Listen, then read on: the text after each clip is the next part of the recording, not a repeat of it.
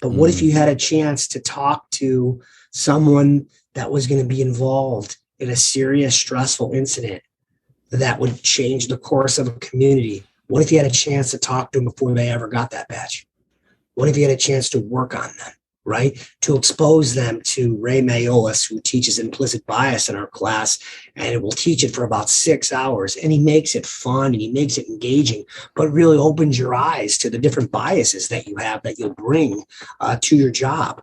Or what if you had a chance to speak with people that are reformed, that were formerly in prison, who were on parole, who have now reformed their life? What if you had a chance to talk to these folks about what they went through, right? Or had a chance to focus to build relationships with some of these crime victims' families who have lost loved ones, whether they were whatever they were doing, right? What if we had a chance to start to build relationships?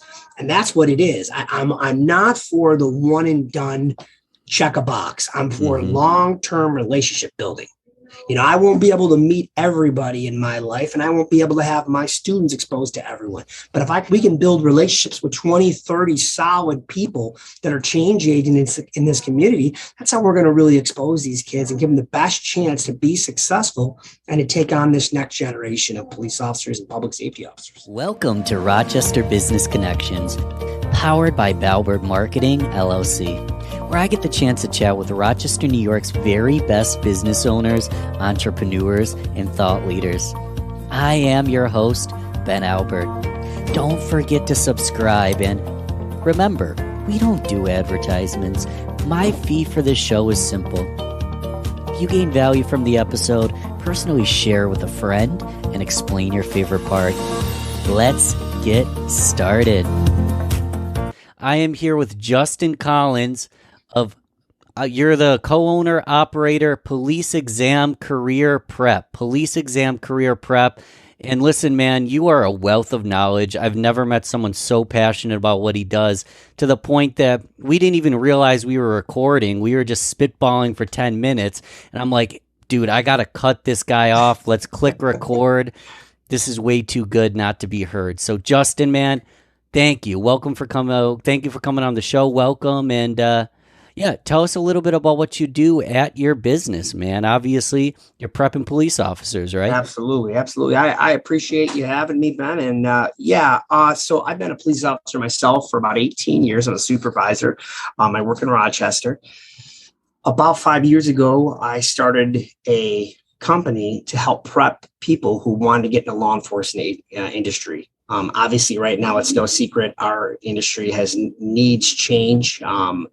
People get scared of the word reform, but in my opinion, like any industry, if you don't reform, if you don't change, you're going to get left behind. And we are in drastic needs of changes. There's some phenomenal people that have been attracted to this profession that are doing great stuff every day, but we've got to try to find those other folks that want to help and make those changes to this industry. Myself, third generation police officer, both my grandfathers are police officers, my stepfather's a police officer. So really that legacy of being involved in the law enforcement industry is something I'm very proud of. And it's very common. There's a lot of folks that generation to generation will be part of the industry, but we've got to also bring in some of those new ideas, some folks that come from different backgrounds, some folks that maybe don't have relatives in law enforcement, and bring them to the table, because that's how our profession can evolve and change. We're looking for folks of, a diverse group of people, both in race and culture, so many other things, and not only in race and culture, but in diversity of thought, people who have life experiences where maybe they didn't grow up. Everyone didn't grow up the same. And why that's important is because this is where you're going to have these folks dealing with people in crisis, whether it's people battling addiction, people battling homelessness. That is predominantly the population, Ben, that we will be dealing with. So if stuff like that is foreign to you, we all have biases. If stuff like that is foreign to you, doesn't mean you're the wrong fit to be a police officer, but it would be nice to bring in some folks who have experienced some hardships or are maybe a person away from that, so they can look through a different lens and be able to offer services and be able to help people who are in crisis. So that's really what we look for. That's where our niche is. We try to find folks that have a passion and are called to this profession, but perhaps won't make it through our hiring process right off the bat. And I liken it to that minor league. I use hockey, but it's prevalent in baseball as well. The Buffalo Sabres and the Rochester Amherst. I'm a Sabres fan, so I'm going to plug the Sabres. Okay, yeah. But there's a minor league system there. When someone is drafted, they're not going to get popped right into the major leagues. I mean, some can make it, but often many will wash out. And in fact, there's lots of cases documented where you bring someone up too soon. So for this example, you bring someone into academy too soon and they wash out. They're not ready. So we take the long-term approach where we're developing our candidates in our system. The average hiring process for a police officer takes about 1.5 years to meet all the steps if you pass through it. If you make it through the first time, our program, a student will be with us in our program for anywhere from 1.5 years to about 3 years, and they'll experience a lot of things. Obviously, we'll focus on the written exam because we want to get them that high grade. But again, so many folks, Ben, are misled when they think all you have to do is score high and you'll get on the job. And that isn't the case at all, because after the written exam, there's the physical agility, there's the background process, which is pretty intense, like it should be. We're going to give these folks a lot of responsibility, a lot of freedoms. We want to make sure we're trying to do the best that we can. There's a ton of psychological testing that we'll go through. And then, of course, we have our final interview. So all in all, about 1.5 years. The biggest issue, again, that we have to tackle, though, if we're going to start from the very beginning of why we're doing what we're doing at Police Exam Career Prep, is that the New York State civil service system was designed back when it was designed to really improve things with hiring. However, like anything, over time, if you don't adapt the system, you're going to have a problem. And here we have a system that's pretty outdated and is really only picking one type of person to do this job.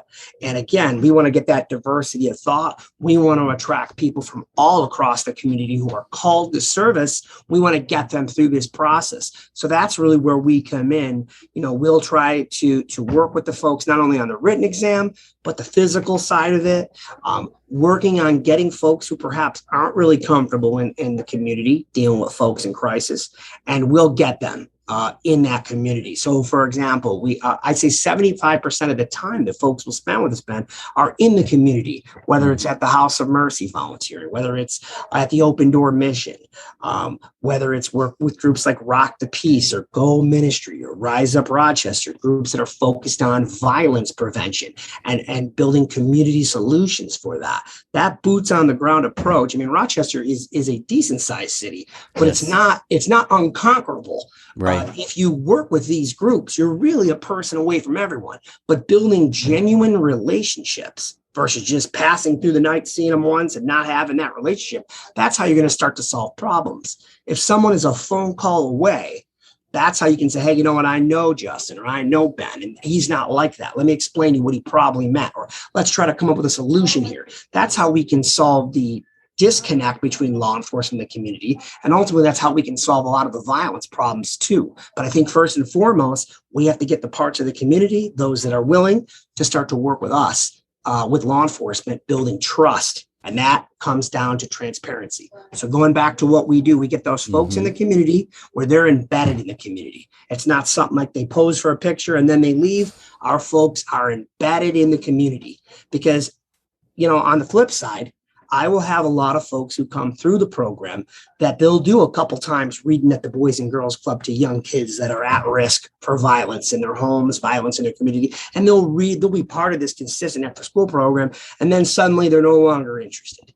They probably thought that the law enforcement profession was about explosions and shootouts like they see on television. And granted, there is danger, there is violence, but predominantly what we're doing is we are identifying with people, we're calm when there's chaos, and we're working with people on finding solutions, and we're acting as guardians. And that is what we try to teach our folks, and they'll spend hundreds of hours volunteering while they're with us in these parts of the community that they're not really familiar with.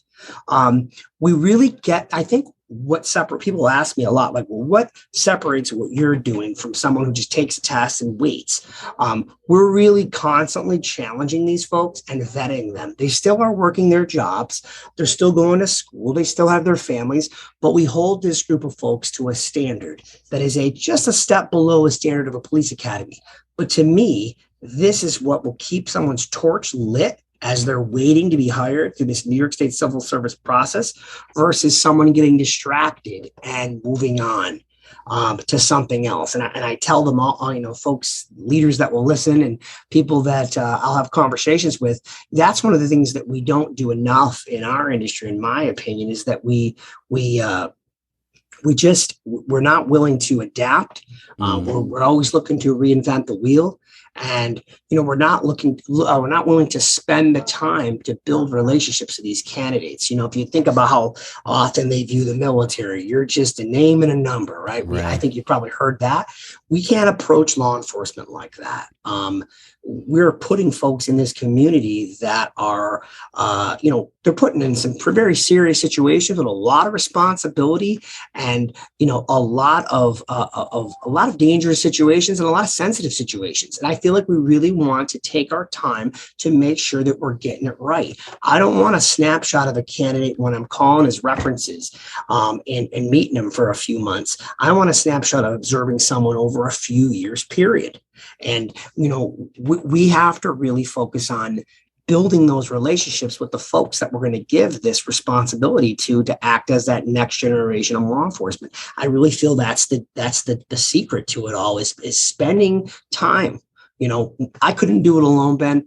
One of the things we have been so fortunate to have is to meet some incredible people who work both in the private sector and work in the law enforcement sector that act as mentors to these folks, whether they're our physical instructors or mock background instructors, or really some of our administrators that work on the back end to keep this next generation going. Because this next group needs a lot more than say like I did going through the process, but that's what it is. And again, the old school mentality is, well, if they can't do it, why do you even bother with them? But they're not ready to go right now. That is an old way of thinking. And again, we talk about being left behind, right? And missing the boat.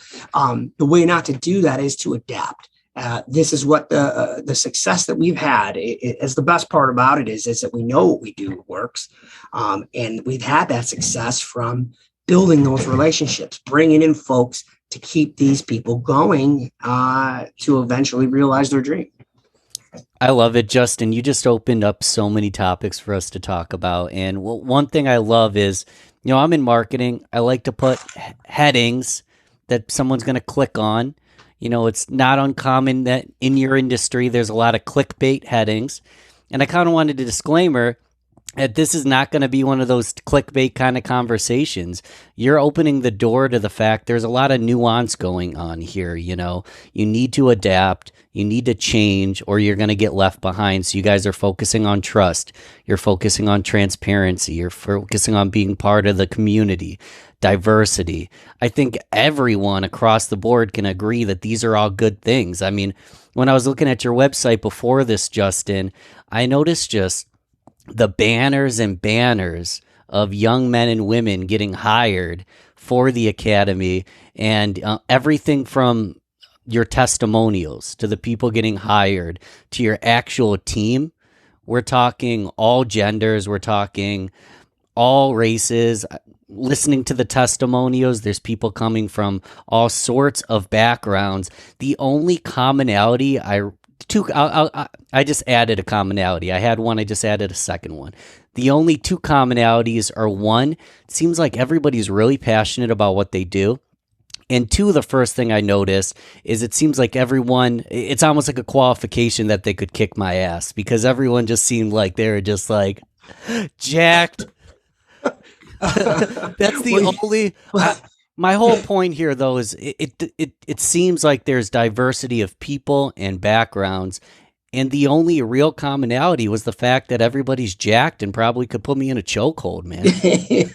Everybody, that's hilarious. But everybody didn't start jacked, to be honest. They didn't. So that's good news, right? When they first, some people came in jacked, but a lot of folks really, there's been folks that came into our class that were 300 something pounds that couldn't do a push-up when they started. And now, I mean, they could bench me. You know what I mean? So, wow. I think they didn't have to make working out their life, but they used working out because they wanted to pass a test, but they use it as a way to kind of discipline themselves. Whatever you got to do, to get there, because I view what we're doing as, an opportunity to restock the shelves with some phenomenal people who, again, I can't stress the responsibility that they're going to have. And they have a ton of responsibility on their shoulders. So we just want to play a small part in helping get some of these folks a seat at the table or a foot in the door, and, it is, I'll tell you, when you go through this process, man, and I personally went through it, a while ago now, there are so many ups and downs, and it's so emotional because, again, it's not like, I'll put your resume in, we'll give you a shout, you'll do 2 interviews, you're either hired or you're not. I mean, it is a roller coaster of ups and downs. I wish it wasn't like that, but it is. And a lot of times, there was times when I wanted to quit this process because I was just exhausted and just down on myself. And we go through all those emotions with our applicants, whether it should continue like that or not. I can't control that. Like I told you, there are some leaders that are trying to get this process to change and make it about, we like this candidate fits for what we're looking for, let's hire him, which makes some sense to me to do it like that. But in the end, we are going to work with whatever the standards are and try to find ways to get these good people a seat at the table and through the door. And I take it very seriously who's in our group. Someone might come to our group, might be a great fit for a few months, but then no, they're no longer a good fit. And it could be because of how they're feeling, could be because how we're feeling. We don't need robots in our group. We don't need people that do, because again, we don't want robots when they get out there. So we don't need robots, but we do need you to meet the standards and be professional. We were welcoming of everyone. And, I've been so glad that there's a lot of folks that are, openly gay. There's transgender applicants that we've had. And I love this because this is where we got to get to where that's not even a thing. You know what I mean? To where because again, we're dealing with everyone. Everyone needs assistance in public safety, but we got to build that trust. And that to me starts with being genuine. If you're not genuine, if you're not invested in the community, if you're not community first, because we work for the community. I mean, there's no secret. That's what we do. If you're not community first, then you're going to have a problem right from the jump. So we are community first. I think the thing I love the most is, we've been doing this now for a little over 5 years, and we've had success, we've had failures like any business, right? But we've had more success than we've had failures. And in fact, we have a pretty decent track record, a little over 70 hires now, which is a huge number because it's extremely difficult to get candidates through these doors. But I speak so confidently because it works. I know it works. You know what I mean? I'm 100% positive that if you mentor and develop and find the right people to work with these folks, get them ready for the different steps that they're going to face, and you're going to get a good candidate. You're going to get a candidate that is going to limit the bias, because everyone's got bias. Again, there's no way around it. That's a human trait. But you're going to have a candidate that's open-minded. You're going to have a candidate that has life experience, that's experienced some hardship in life, that doesn't just react, but tries to think about things through a different lens and tries to come up with solutions. That's what you're going to get when you spend time looking at the candidate and testing the candidate. Right now, it's take the test. We'll see you in a couple months, and then you go through a year and a half. And if you make it, you make it. Very impersonal. I want to make it personal. We're the only group that I'm aware of in the country that's doing it like this right now. And I'm very proud of that. And I imagine down the road, Ben, it will start to happen. There'll be more people because there's no brand new idea. And eventually there'll be more groups that do it. But I feel we have a chance right here in Rochester to really change things and to really be on the forefront of that change. And again, we have an amazing team of law enforcement professionals and folks from the private sector who bring in this think tank to bring this group and to really make it a recruitment and workforce development solution for an industry that desperately needs it right now. I know I mentioned in the beginning when we started talking that I get so much support from law enforcement leaders that I've become friends with or that I just met and we've developed relationships with. And I truly appreciate their support. I really do. And they're out at class and, they'll come to our events, and they've hired some of our men and women. And I think that's amazing, and we truly appreciate it. But for us to grow, for us to succeed and continue to be around for another 5 years, really that partnership that formal partnership has to start to take shape, whether it's with the sheriff's office or whether it's one of the local towns. A partnership, much like I discussed when you talk about a major league franchise and a minor league system to develop interested candidates. We lose so many candidates because we're not selfish. And you need to be a little selfish sometimes when you're trying to develop your workforce. It's not, well, why don't you go here or go there? And then like a boomerang, if it comes back, that's great. That's not the case. If you got someone, especially in this day and age where our numbers are way down, if you have someone that wants to get in the public safety profession, you need to give them a real hard look and you need to surround them with people that are going to encourage them. Great example would be a young woman who was in our class for about 2 years. She now works for the University of Rochester Public Safety as a public safety officer. And she tells her story much better than I could. But we really got to know her as we do everyone in our group. I'm not going to have someone in the group if I don't know their story. And it's not just a one-time talk. We're going to talk a bunch about their story so we get their real story. But that comes with building relationships and trust. Anyways, this young lady who's now a public safety officer, she grew up around violence. She grew up around gunshots. She grew up in a community where folks did not like law enforcement. In fact, a lot of her peers and people that she knows really were kind of like, about her getting into the profession. So for me, I was lucky I did have some people in my corner that did like this idea. It was still hard. Can you imagine now throw that into people not wanting you to get on this job or not really supporting you or being confused of why you even wanted to do it? And then you have a setback, you're very likely to quit. We surround these folks with people who genuinely are rooting for them. Our team, whether it's folks you're competing against ultimately for these jobs or our instructors, right? They care about each other. Yeah. When one person wins, we all win. And we know that our time is coming. And you know what? Everyone who stuck with our group and fought to get there, they did get their shot. And it's probably like winning a championship or getting called up to a minor league sports franchise or get to a major league sports franchise. You wait for your shot, and then it happens. Now you got to make the most of it, right? Now you got to get out there and work. You know what sometimes also happens, Justin? Sometimes you're the person giving the assist. Yes. Sometimes, and that's okay. Sometimes you don't take the shot, but you give the assist to the person you've been working with every single day. You're totally right about that. I think there's something that I read in the past that like sometimes the greatest thing you can do in life is to help others achieve their goals.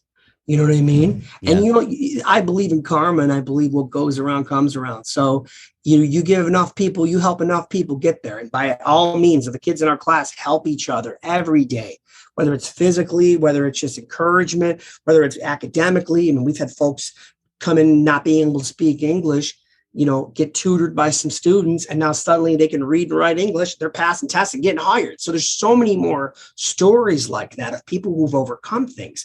But it takes a village and a community, and we've built a community that is encouraging and makes it happen. And, I feel like this is a good lane to go down when, a lot of the folks that come through, they're supported by a lot of local businesses. There's a lot of local businesses that have come in and really stepped up and helped us through sponsoring, helped us grow this group and keep this group moving, which is awesome. They'll do like sponsorships for our member of the month or our champion of the week or our squad winner.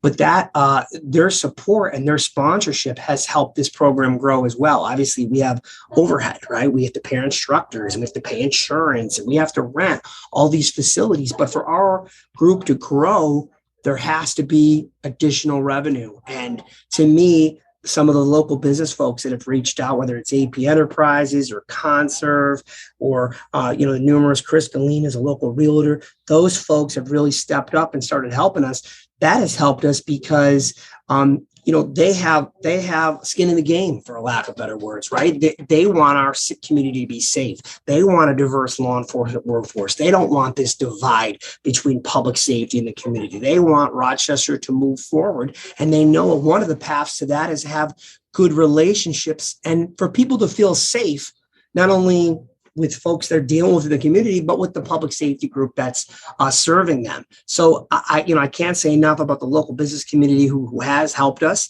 It has really helped us move forward. I met some great people, and it's really helped us, like I said, keep things moving. But that ultimate goal is to start to build those partnerships, those formal partnerships with law enforcement agencies to start to develop candidates for them. Because as much as it does help and we get great people there, we're also helping them figure out who don't really want it. Right. And we have a pretty good, when we're watching you for X amount of time, and what we're putting you through is not backbreaking, but if it doesn't whet your appetite and keep you moving forward and you don't want to do this anymore, you're really not going to like the police academy, and you're really not going to like our job. You can't just be in it for the glam or what you see on the TV. Exactly. I love this for multiple reasons. I mean, first off, this is Rochester Business Connections. The purpose of this podcast is to connect business people in Rochester, to form a community, to have conversations, because we are all stronger to better. We're all stronger when we're together.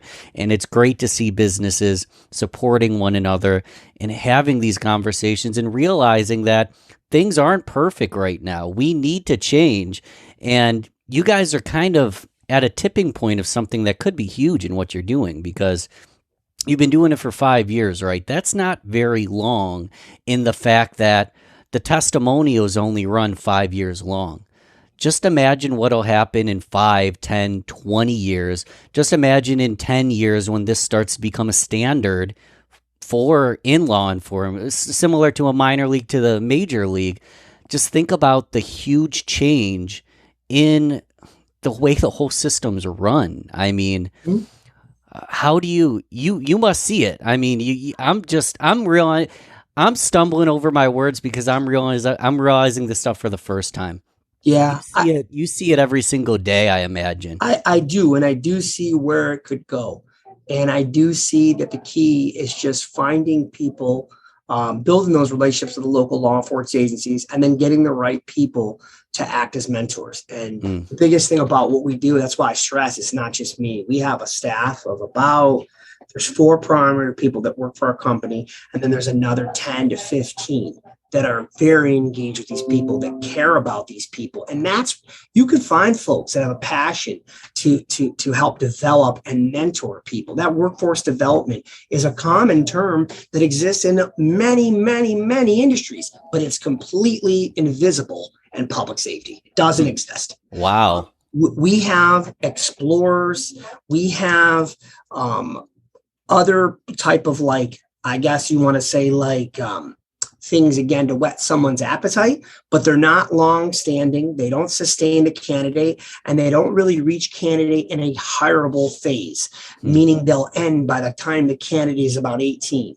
Most agencies will hire you anywhere from 19 to about 21 is the earliest some will hire. So a lot of these folks, again, we're in the information age. Someone will get on Instagram. Next thing you know, they're moving to another state, and they're whatever. They're doing a completely different career. And again, that's great. I want to be selfish and take the folks that are interested and double down on their interest and develop them, show them a path of, if you continue at this, you have a really good opportunity to land a job with an agency. And it's a good job. It's a career that has afforded me a great life with my family, great benefits. And it's been very rewarding. I wouldn't change my career path for anything. I have just enjoyed working as a police officer. And I know there are a lot of young people that just don't know where to start.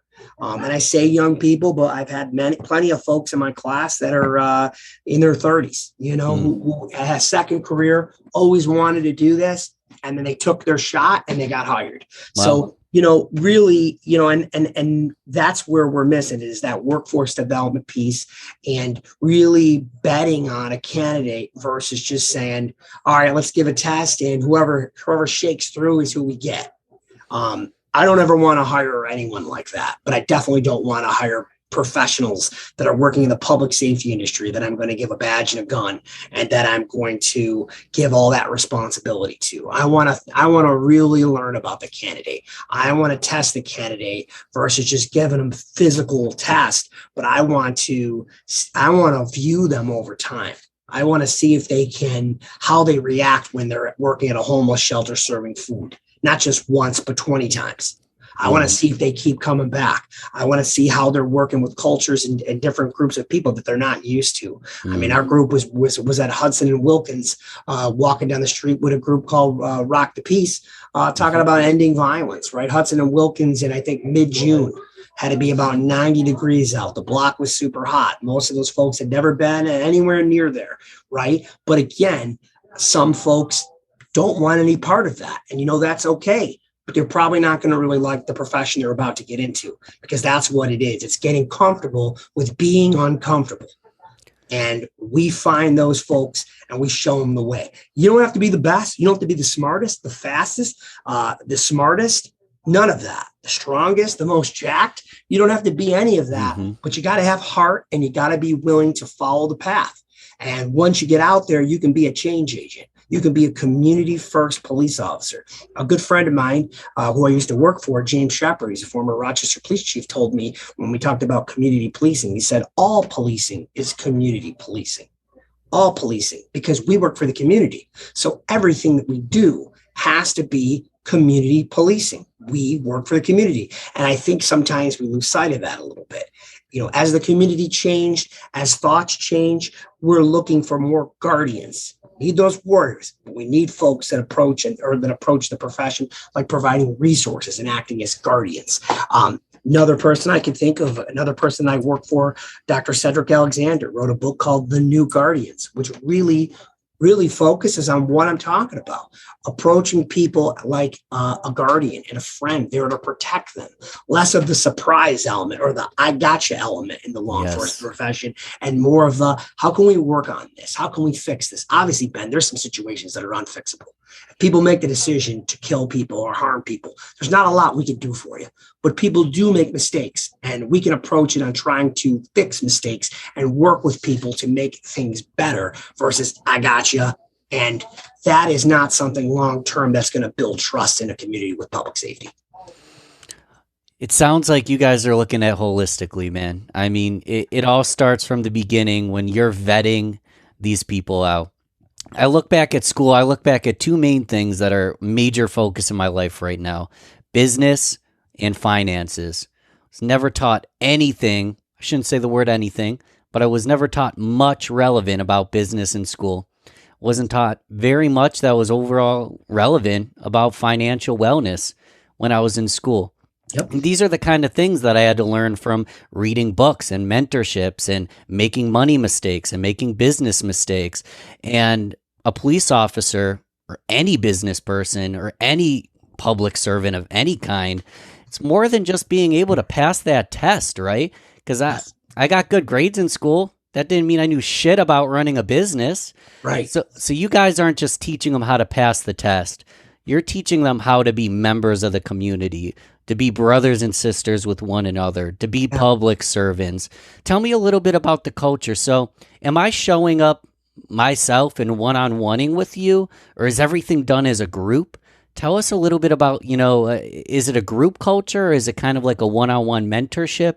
What's the day-to-day look like, For police exam career prep, the day-to-day is that I will have a meeting with everyone on Monday morning. And again, these folks are still in their jobs. They're still with their families. They're still going to school. So I would say the commitment on their end is about 8 hours a week. So it's not a huge lift, but you'd be surprised how many can't handle the 8 hours a week. Yeah, it's 8 hours that you could be, having a beer, watching football, golfing, whatever. You need to make that commitment. You make that commitment, and we're going to challenge them in that 8 hours, but again, not backbreaking, but enough to vet a candidate. So we start with our Monday meeting on a virtual meeting on Monday morning. In COVID, this is one of the byproducts of COVID. We did a lot of stuff in person. We started adapting to virtual, and you know what? It proved to be very even better for us. So we did a Monday morning meeting where we'll have everybody check in about what their plans are for the week and their goals for the week. And then throughout the week, we'll have different events scheduled where they'll have to volunteer, and administrators will track who's going to be there based on part partnerships that we have with different groups, like, again, Go Ministries, Youth for Christ, the Monroe County Mental Health Association, where we do a lot of mental health training for our young police applicants, in addition to getting them out there volunteering with those who are battling mental health issues. Again, just trying to get them comfortable. So we'll be volunteering through the week. Typically, the volunteer engagement events are about an hour to 2 hours, give or take, wherever they're going to be volunteering at, Boys and Girls Club or so on. Friday, we'll have another check-in where we'll be checking in to see how our week went, updating us on where they are in the hiring process, because there are a bunch of little tests amongst those 4 major ones. There are other little tests. So really just I talk about being your own CEO. For a lot of these folks, really have to be on their steps to manage themselves through the process. So they'll update us where they are in the process on Friday. And then our physical meeting, which is non-negotiable. I mean, obviously, if someone has a major life incident where they can't make it, that's one thing. But on Sunday, we do our roll call at the police academy, where we will meet and we will spend about 2 hours together, really going. It could be a physical workout. We could be learning to put on tourniquets. We could be doing public speaking, which to me is when we talk about things they don't teach you in school, is one of the most under taught, if that's correct, skill. Is really most of your life, even in this virtual age where we're on our phones, right? Being able to talk publicly is so important. And for police officers, it's triple important. I can remember starting this job, being 24, being thrusted in a living room with a married couple who'd been married for 40 years. And here I am fresh out of, just moved on my own. Now suddenly I'm going to tell them how to fix their problems, right? So you got to get comfortable being uncomfortable. You got to get comfortable speaking on your feet, thinking on your feet. We will do public speaking usually once a month. We also do a lot with defensive tactics. So what I found the first year or so is I was training these folks on all the measurable tests that New York State Civil Service has. And then they would get to the academy and some would struggle physically, fighting and engaging. Physical side of law enforcement is never going to go away. We have to make split-second decisions where we have to either grab someone or don't grab someone. If we don't grab someone, it could cost us our life or someone else their life, right? So you've got to be able to physically handle yourself. And we have instructors that come in and they will teach them defensive tactics to get them comfortable getting knocked around, because some of these folks have not been knocked around. But we want to give them that time while they're with us to make the best use of our time. And of course, we'll go over the written exam. We'll go over the PT standards, the physical standards, to make sure they're ready. So this is where you really see a lot of those body transformations happen. Folks would come in overweight or come in, really, really thin and have no endurance. And then really we crank up the endurance. We have the best 100%. We have the best instructors for physical training, for their defensive tactics. We talk about the divorce rate in law enforcement. We talk about managing your finances in law enforcement. We talk about really so many of the things that ails our profession personally, so that we can be part of that change to improve it. This is stuff that's almost never talked about. We talk about mental health in law enforcement. Suicide is a huge thing amongst people in the public safety industry. It's terrible. It's a crisis. It's not good. We talk about wellness. And when we say we talk about it, we don't give you one class and never speak of it again. This is something that consistently we have folks writing papers. Sometimes they'll be assigned to write papers. I want to see not only if they're understanding what we're showing them, but I also want to see can they communicate? Because a lot of what we do is about writing. And if someone needs help with their writing or expressing themselves, whatever the situation is, like I mentioned, we have a past applicant that struggled with reading English. We'll get them the services they need. Because I have no doubt if you stick with us, we're going to get you to a door of a law enforcement agency that's looking to hire you. I just want to make sure that when we spend this time, we spend it wisely. And not every candidate needs the same things. So we're willing to work. So that's really what our week looks like. And, I want to mention one other thing, Ben. Some of our folks that are in our group that, like I said, that are some of our employees, one of the newer tasks that they've been assigned to recently is we've compiled so much data about our applicants. On the back end side, it's the really developing that analytics side of the types of people that are in our group, from the gender to the race to the social economic status to the amount of time spent in our group to their likes, their dislikes. We've really obtained so much information about our candidates that we can really use to help us better serve our group and really have that data to help another agency, a law enforcement agency, perhaps a law enforcement agency out of state, really know what we're looking for and who these folks are. So we can get that snapshot of the types of personality traits, the types of backgrounds, the types of people that we have that are at that 5-year mark. Well, who do they become in the 10-year mark?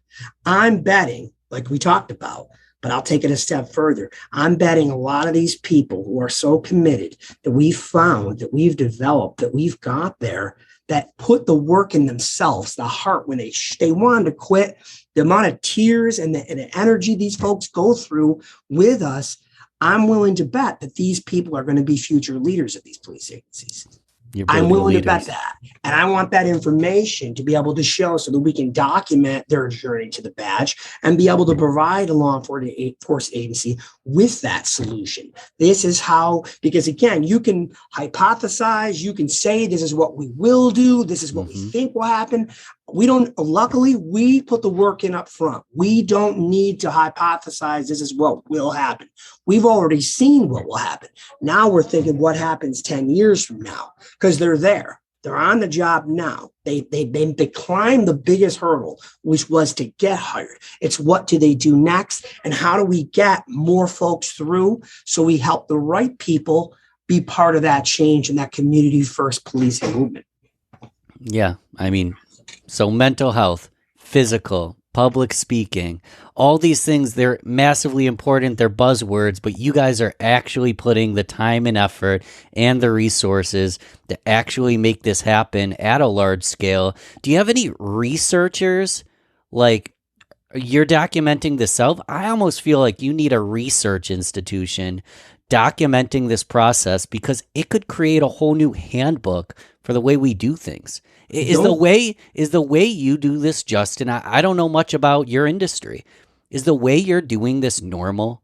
No, it isn't normal. To me, as someone who cares about personal development, cares about the community, cares about the nuance that makes a person a good person, makes them a good employee, makes them a good community member, to me it sounds like a no-brainer. To you it probably sounds like a no-brainer, but this is not the norm? No, not at all. It's not the norm. New norm? Not yet. Like I said, a lot of interest from leaders, a lot of, consistent interest. The Monroe County Chiefs Association, which is a collection of all the local police chiefs in our area, endorses us, which is awesome. And they've endorsed us for over a year. They're very involved in our program. But again, it's that actual commitment. That partnership is what needs to happen for this to become a new normal. The best thing about it is we talk about risk and, everything's a risk, right? Well, the risk for us has really been eliminated. We've proved what we do works. It works. They're working in their police agencies right now, and they never would have been there. And they're there. And it's not me saying it, it's them telling you that, so it's that part is the no-brainer. We know what we have works. It's just about coming up with a way to, again, have the business community, the private sector help continue to help us in partnerships and help fund what we're doing, which is awesome. And the sponsorship has helped from some of our good friends, again, like Mark Davitt and Concert and Sean Pico and AP Enterprises, Chris Galina.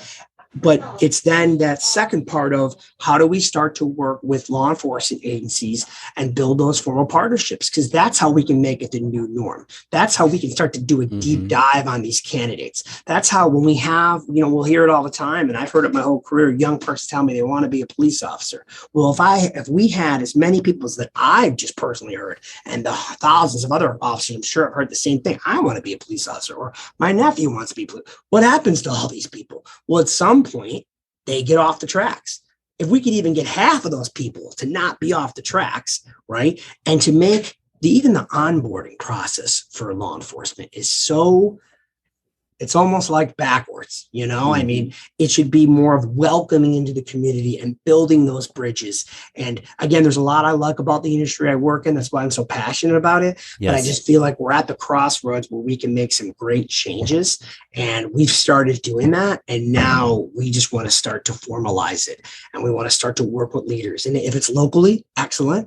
If it's outside, because I know these problems ail law enforcement agencies across the country, but there's not a lot of exploring that needs to be done. We know what we have works, and we're ready to implement it in more directly with agencies. We're ready to do that. And they said the back end side, the data side, the analytics side is something we're starting to expand because we know how valuable that is. And we know how valuable finding the right people are and where we're grabbing these folks from who would normally have never been considered, are now being considered. And this is what the community is asking for. They're asking for diversity. And again, I stress it's not just diversity in race and culture, which is super important, but it's in diversity of thought. It's just like, okay, I know maybe I didn't grow up like that, but that's not wrong per se. It's just something, hey, let's work with you here, meet me halfway on this. A lot can be those relationships, and that genuineness is how we fix things. It just is. And if you're going to put your nose up at things and turn a blind eye to things, that's how we get stuck in the rut. If we want to keep reinventing the wheel and, we're already trying to do that. Well, I say, if you're doing that, what are the results? What are your results? Because if your results aren't good, it's time to start thinking outside the box. What we do, being a private entity, helping a law enforcement agency develop workforce development and get good candidates, is a foreign concept that I'm hoping will start to be less foreign and will start to be something that will get better and better. And I think what helps us is that there are actual law enforcement agency officers working within our group. So because the curve, like any business, if I was an accountant and now all of a sudden I want to work for an accountant firm, but I'm not an accountant, but I have a solution for it, there's a lot of catch up you're going to have to play, and you're really not going to understand the industry. We've got a great balance of all different skill sets, but of law enforcement officers in our group.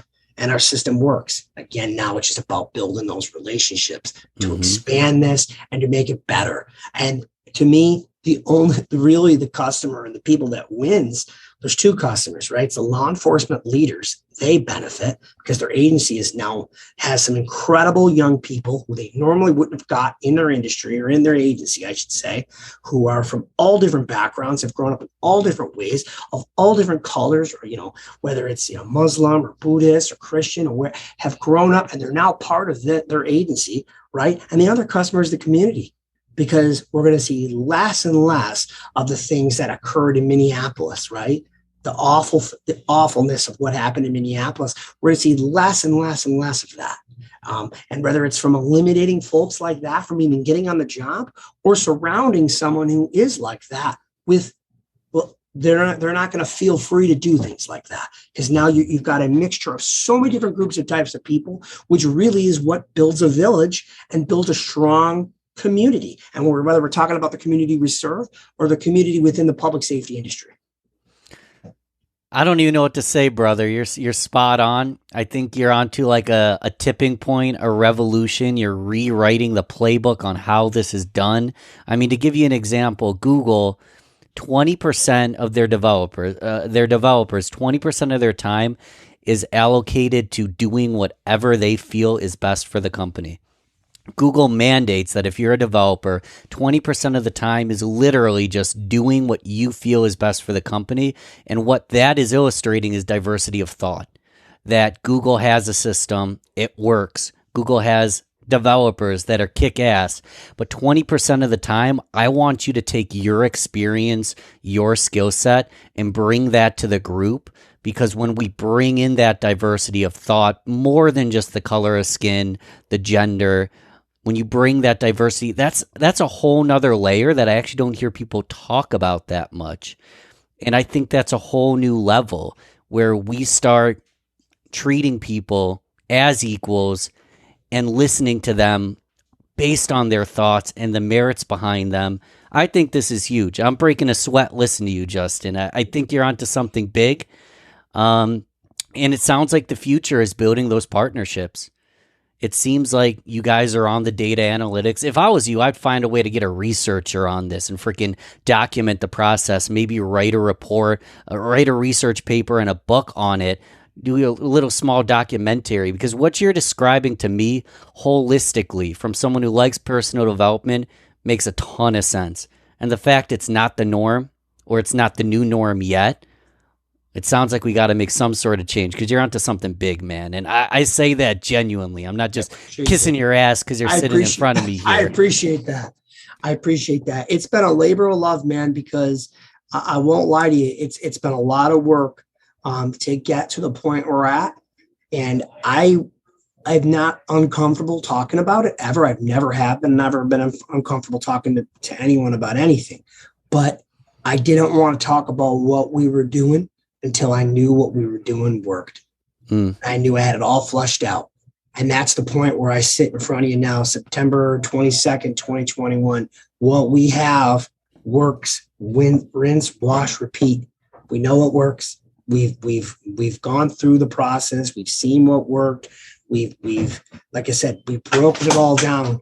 We failed. We succeeded. We did everything that we could do. And we're at that point now where we know exactly what the next steps is. We can continue to go at this pace, but the next step is implementing these in police agencies. And again, I hate to sound like a broken record, but that's really it, because it's not like, can we do it another 80 times? We can do it another 80 times, but let's go deeper. Let's work with the department and start to onboard. Again, going back to the Sabres and Amherst, it's a great analogy. When the Sabres will draft a guy, unless you're first overall, second overall, you won't look at the Sabres for 3 years. But the candidate that you get up there, more times than not, he'll stumble, he'll roll through in Rochester, and then he'll rise. And more times than not, he'll be able to be a successful National Hockey League player. But it's not like, let's just throw this guy in there. He lit it up. He's very interested. It doesn't work like that. More times than not, it doesn't work like that. So let's get these 19, 20, 21-year-olds, or even some of our folks in our 30s, let's give them some time to develop. Let's keep them engaged. Let's really focus on workforce development and utilize a private partner. And let's start to work with civil service here to get some great applicants into our local agencies. And let's be a leader. Let's have Rochester be a leader for public safety, for a leader in how we recruit the next workforce, be a leader in the training and the standards. Because when I came into Rochester, that's really what we were. And I remember coming here. I'm from Buffalo originally. We were leaders. We were an agency that we were a community that a lot of other agencies studied from different across the country. And I believe this is a chance for us as a community, because we can't do it alone. We need the local law enforcement partners, the leaders in these agencies, to partner with us to take this to the next level. I'm trying to think of a slogan here. So police exam, career prep. We don't just build applicants. We build leaders. Yeah, I like that too. I like it. We have a few slogans. We say we want it more because everybody in our group wants it more. Tomorrow's police officers today is one that I like a lot, because that's exactly what these folks are. They are tomorrow's police officers. But what if you had a chance to talk to someone that was going to be involved in a serious, stressful incident that would change the course of a community? What if you had a chance to talk to them before they ever got that badge? What if you had a chance to work on them, right? To expose them to Ray Mayolis, who teaches implicit bias in our class, and it will teach it for about 6 hours. And he makes it fun and he makes it engaging, but really opens your eyes to the different biases that you have that you'll bring to your job.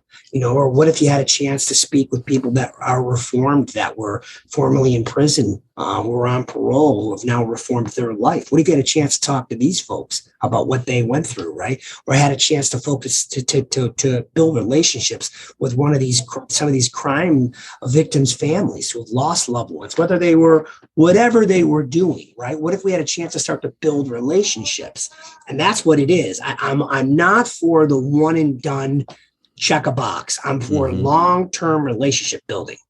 I won't be able to meet everybody in my life, and I won't be able to have my students exposed to everyone. But if we can build relationships with 20, 30 solid people that are change agents in this community, that's how we're going to really expose these kids and give them the best chance to be successful and to take on this next generation of police officers and public safety officers. So, Justin, I'm not going to sign up to be a police officer, but I'm wondering, can I still go through the class, man? I want to come work with you guys. This is stuff that's not just for police officers. It's for humans that want to be better people, community change agents. Sign me up if you can sign me up. I'll be like, We'll have you come out. Can I shadow? Can I shadow? I'll have you come out. You know what I'll have you do one of these days? We'll have you come out and be part of our public speaking panel. So you can first just get a little intro to our class and meet some of these folks that are in there. And what we do is we critique them on how they're talking. And it's so important that we're honest with them because, again, where are they going to get bad feedback? If they're sitting with their boyfriend or their girlfriend or their husband or their wife or their parents, they're not going to be honest with them, right? But we'll put a panel of people up there to say, hey, listen, you got to stop saying the uhs. You got to stop looking down or whatever it is. But we try to get them comfortable expressing themselves, again, in that public speaking panel. And I'll reach out to you. We could start there. We're going to have you be part of it and kind of start you like that to get to know some of the guys. Listen, man, I'll bring microphones, and nothing's more miserable than doing bad at public speaking than having to listen back to yourself. So yeah, right. We'll get it all recorded, a little gift for them to bring home. Oh, they would love that. It really makes a huge difference. I mean, I know personally, anyone who's listening to this, I've stuttered way more than usual on this podcast, and it's something that you're always getting better and better and better and better at. Again, I feel like you're not just creating good police officers, you're creating good people. And at the end of the day, a police officer is just a person, right? Absolutely. That's a very important message to share. And they are just a person, and they have families, and they have the same worries that every single other person does. They're just asked to do something that's a little outside the norm, which is run towards danger. So again, we got to go back to investing as much time, energy, and resources, and to make sure that we're getting it right. Make sure that we're getting it right. We're getting the right people. And for someone who might struggle through a certain step, we're helping get them through that step. Justin, we're gonna wrap up with rapid fire. It's literally just short, sweet questions just to get to know you as a person a little bit better. No answers, and if you don't like any of the options, just fill in the blank. So we'll start with coffee or tea? Coffee. Cats or dogs? Dogs. Are you a morning person? I have to be. Have to be. I go to bed at like 8:30 at night because I get up at like 5:30. What's your favorite season of the year? Fall. Favorite ice cream flavor? Let's say you're cheating on your workout plan, man. Like probably brownie Bill's Blitz. Brownie Bill's Blitz is a pretty good little brownie chunk. That's a good one. That's a good one. Give us one or two books or a podcast that I should go read. I should go listen to today if I want to learn more about this stuff. Whether it's the police end of things, the personal development end of things. What should I be reading? What should I be listening to? One of my favorite books of all time is How to Win Friends and Influence People. Love that book. I love the book Rich Dad, Poor Dad. Another great book. I love the book Crucial Conversations.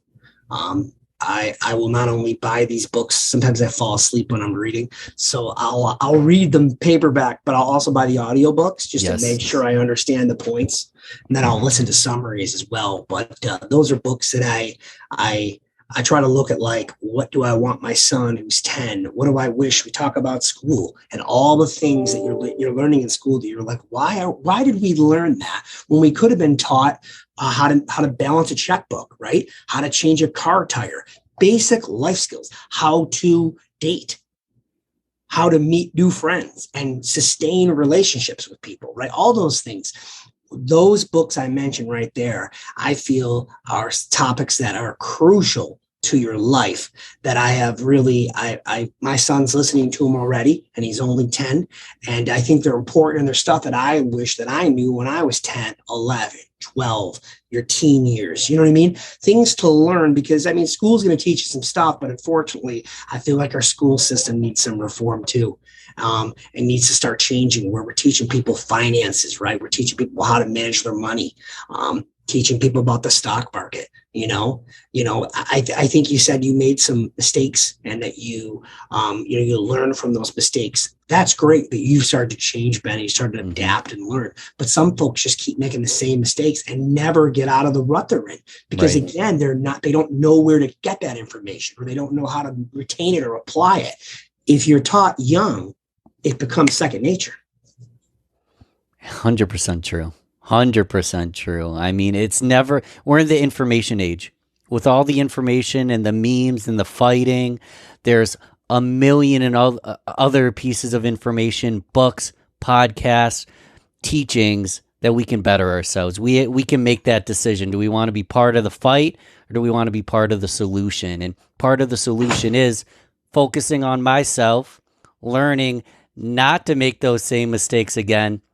And kind of like what you just said, Justin, there's people making those mistakes over and over again.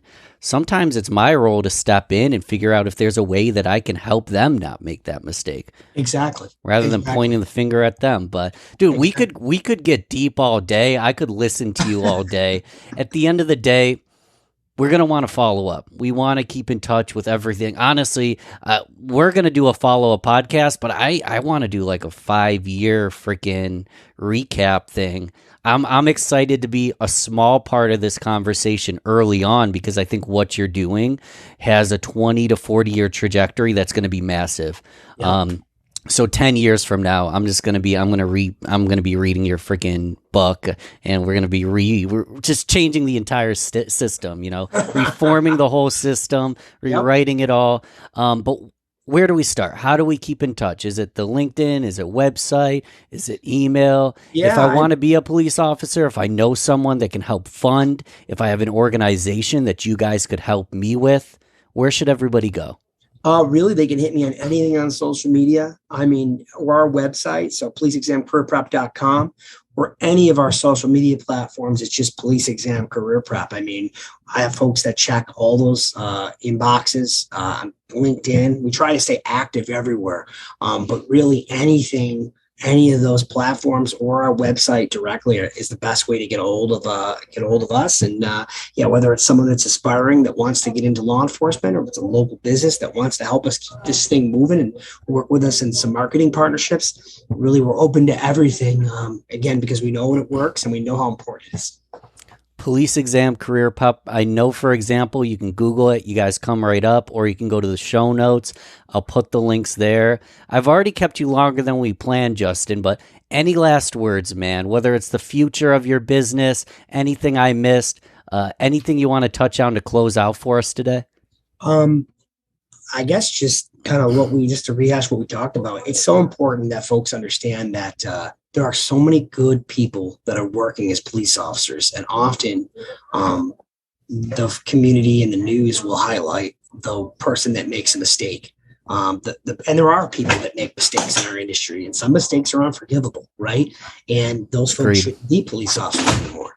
But that does exist. But there are so many more. The overwhelming majority are good people who take on a tremendous responsibility, who leave their families every day not knowing if they're going to come back. And they do it not for the money, but because they feel it's a calling, and they feel that it's the right thing to do to serve this community. So I just want folks to get that, to remember that there are so many fantastic people that are working real hard. And, if you have we'll just use a surgeon, for example, who makes a bad decision and perhaps is a bad surgeon, you don't all decide to say, well, I'm not getting surgeries anymore, right? You take the surgeon on a case-by-case basis, right? Well, that surgeon I won't deal with, but not all the surgeons are bad. The same thing would go for law enforcement, for public safety professionals. There's always going to be bad apples in every industry. Our industry is under a huge microscope. It always has been, and it always will be. But it's important to know that there are so many good young men and women that are out there working every day with one thing on their mind, and that is to protect the folks across this community. I love it. And I'm not going to argue, maybe you guys should be under a microscope, and that's why I like listening to you and hearing that it's not always the way that they make it sound. Absolutely. It's really not. Absolutely. And go Bills. We're hoping Super Bowl championship, Bills to the Super Bowl. 15-1 this season. I hope so. Dude, Josh Allen's a high paid guy nowadays, so it's time for him to step up. It is. I told him I'm not going to get worried at first. The first 2 weeks worked great. We did win the second week, obviously, but this week I want to see old Josh kick in here. You know what I'm saying? Little Josh kicking. Yeah, I want to see him rocking and rolling, because he did not have the first 2 games were too hot for him. So I want to see it kicking to overdrive. Just kicking ass. Yep. Justin, brother, I'll let you get back to your evening. Every minute's been a freaking joy, and I'll talk to you soon. I appreciate you coming on the show. I appreciate it, Ben. Take care. We'll stay in touch, okay? Thanks for listening to Rochester Business Connections. Don't forget to share this, rate, and comment on your favorite platform. You can also email me, ben@valbertmarketing.com. Let's connect soon. Until then, keep thriving, everyone.